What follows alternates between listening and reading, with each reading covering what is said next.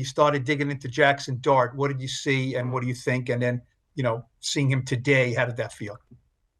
Yeah, well, to start off, I was really excited when Coach Harbs gave me the phone call. We've had a prior relationship years ago, and obviously him being in the Andy Reid tree from back in Philadelphia, there's a connection there, and just have had a ton of respect for him as a person and as a coach, the success he's had. So when he called initially, it was just great to talk to him, and then you start getting into the football side of it and what we have going on here. And I was able to watch a decent amount of Jackson last year when I was in Kansas City.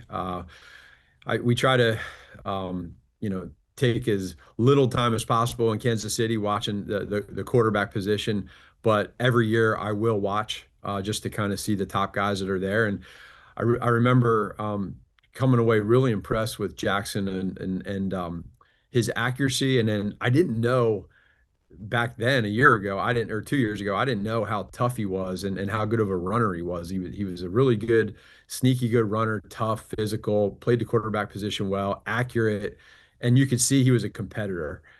And I remember then at the combine, us not really being in the quarterback market, watching him, just kind of observing how he handled himself in that group of guys at the combine, and you could see this moxie that he had, and he had this it factor. And when I got here to New York and got to meet him and started talking to him, it was you could tell right away that everything was true. I mean, this kid is different that way. And so my initial conversation with Coach Harbs was, hey, excited, really looking forward to being able to help out in many ways and building that relationship and that trust. And I know he had a great year last year, but we want to make it even better and continue to have him grow. And I want to be there to help him. Thank you. Ed Valentine. Hey, Coach, welcome to New York. Thanks, Ed. I'm curious, the coaching staff that Coach Harbaugh put together has you at the top of the offensive chart, but there's so many guys on that, below you or working with you, who have called plays, who have been head coaches, who have been coordinators. How does that dynamic work as you put this offense together, and what is that like?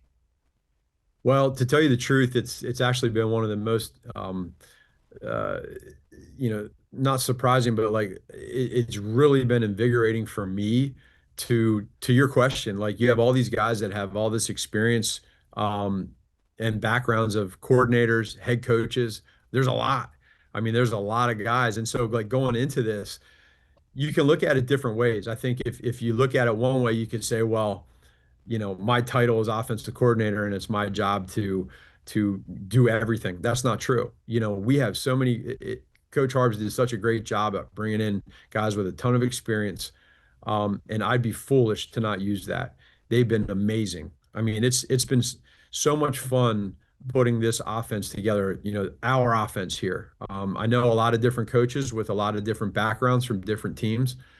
A lot of different coaches with OC experience, head coaching experience. I mean, you look at a guy, you look at Brian Callahan. I mean, here's a former head coach that's now a quarterback coach and passing game coordinator. I did that in 2022 after I got fired in Chicago. I went back to Kansas City in the same role.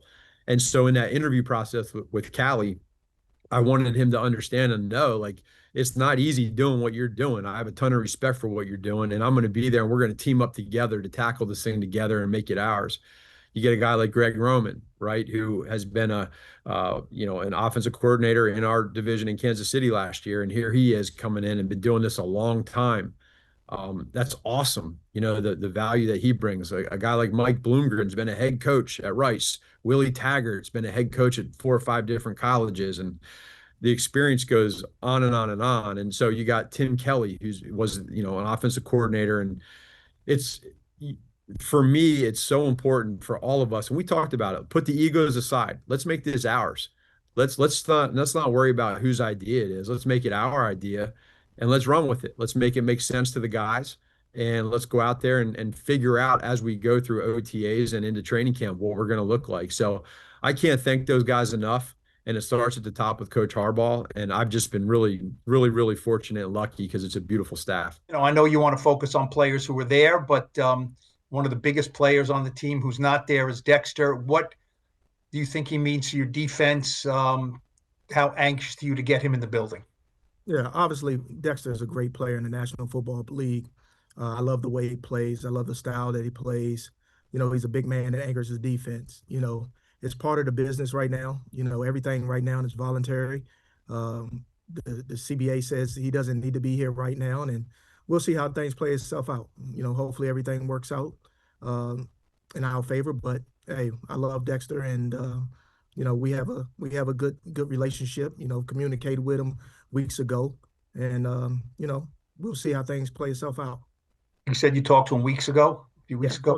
Talked to Dex weeks ago, especially when I first got the job, and just opened a line of communication, and he was in a good place. And from me personally and from an organization standpoint, we understand the value of Dex. We love him, and we understand the business side as well. Okay, thank you. Mm-hmm. Art Stapleton. Hey, Dennard, how you doing? I'm doing great. Good. Would you be able to share your vision for this defense? John's talked a lot the last couple of weeks about, he knows what you guys want to do on that side of the ball. As someone who is now kind of in charge of putting the plan together, what do you see the New York Giants defense in 2026 as? Well, I'll put it like this. In terms of the structure and where we play, we're going to be unpredictable. Okay, we're going to be unpredictable on how we line up and what we do. All right, we're going to be dynamic because we have dynamic players, and it's our job to put those dynamic players in the greatest positions to have success. We're going to be decisive on what we do and how we do it. We're going to game plan. We're going to have detailed and educated pressures. All right, and then we're going to be unapologetic in our approach. Those are the four things that we're going to do. And the unapologetic part of our approach is we're going to be playing nasty. We're going to play physical. We're going to play violence. We're going to live on the edge and play on the edge, but we're not going to hurt the team. We're going to be suffocating to the point that we impose our wills on people. And the players are going to buy into that mindset, and it all starts from a mindset. We're going to play the New York football brand of football, and that's violent defense. Thank you. Appreciate it. Evan Barnes. Hi, Dennard. How you doing? I'm doing great. Good. You mentioned the dynamic players you have on this defense. Obviously, those guys include Brian Burns, Abdul Carter. Just what do you see from those two guys specifically as far as just how to be able to, get your hands on them and what you see from them on tape so far? First of all, both of the young men, they love football. Okay. They are a problem in terms of the pass rush. It's hard for people to block them. Why? They're explosive off the ball. They can win on the edge. They have length. They can play underneath of guys.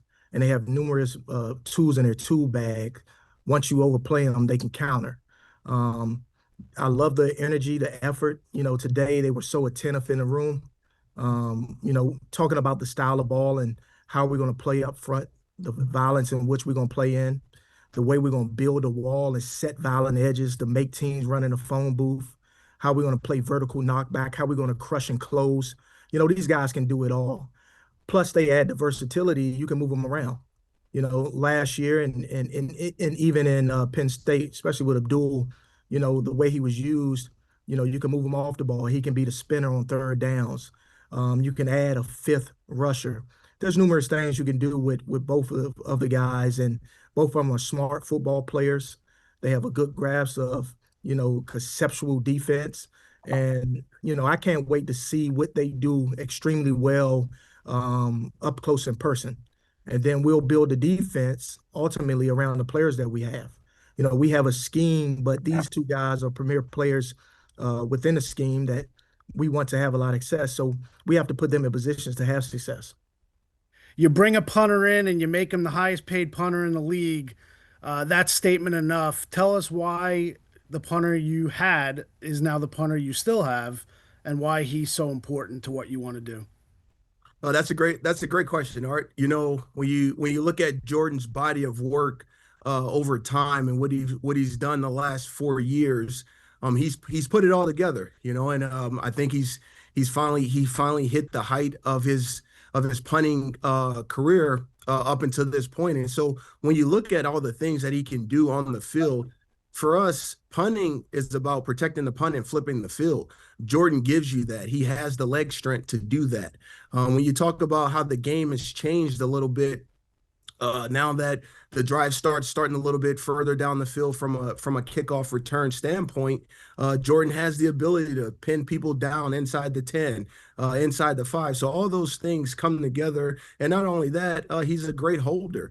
And those three things make up a really good punter. And so it's not so much that you look at him and say, well, he's the highest paid punter. He got paid off of production. Right? This is a production-based business. And when guys perform well, they get compensated for it.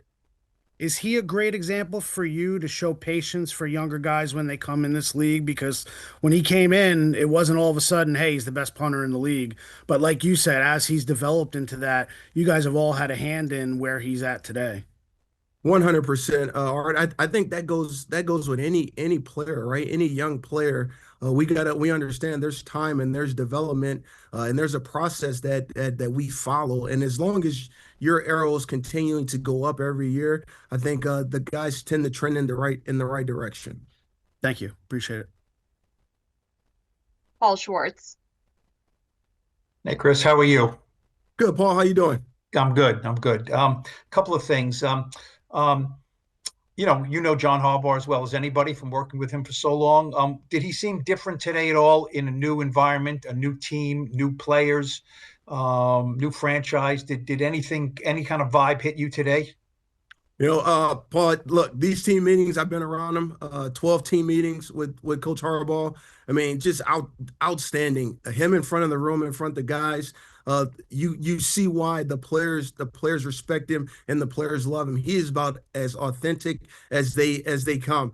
Did I see a little more juice, more pop? He's excited. We're excited. We're excited to be here. We're New York Football Giants. We're all excited to be here. But he was ready. He was ready to go. He was fired up. He and I talked about it this morning, and it was an awesome team meeting.